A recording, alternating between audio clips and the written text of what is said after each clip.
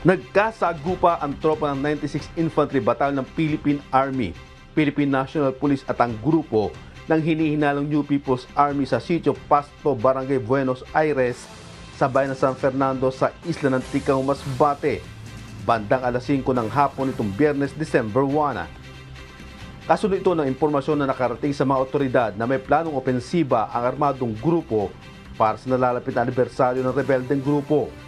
Agad na nagsagawa ng security patrol ang puwersa ng gobyerno na makaengkwentro ang hindi matiyak na bilang ng armadong grupo. Tumagal ng halos 15 ang palitan ng putok ng magkabilang panig.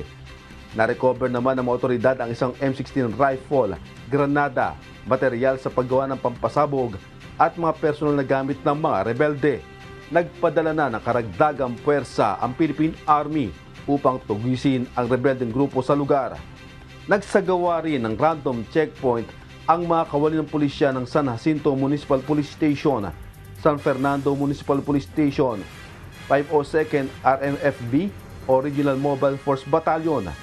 Nagpapasalamat naman ang 96th Infantry Battalion ng Philippine Army at PNP sa mga residente sa suporta at nakipagtulungan sa mga otoridad at tiniyak na patuloy ang gagawing pagbibigay proteksyon sa mga mamamayan sa isla ng Ticao at kabuuan ng Masbate. Diyos ang aming sandigan, serbisyo publiko ang aming pinahahalagahan.